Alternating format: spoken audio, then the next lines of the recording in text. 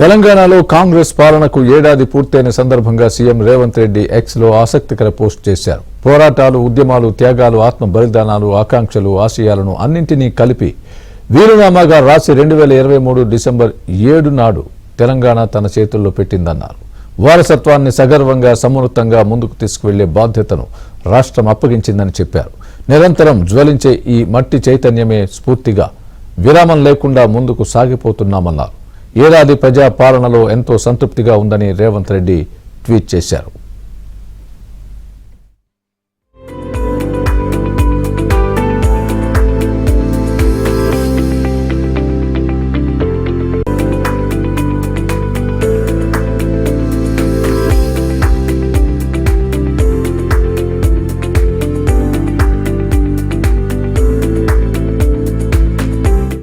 తెలంగాణలో కాంగ్రెస్ పాలనకు ఏడాది పూర్తయిన సందర్భంగా సీఎం రేవంత్ రెడ్డి ఎక్స్ లో ఆసక్తికర పోస్ట్ చేశారు. పోరాటాలు, ఉద్యమాలు, త్యాగాలు, ఆత్మ బలిదానాలు, ఆకాంక్షలు, ఆశయాలను అన్నింటినీ కలిపి వీలునామాగా రాసి 2023 డిసెంబర్ 7 నాడు తెలంగాణ తన చేతుల్లో పెట్టిందన్నారు.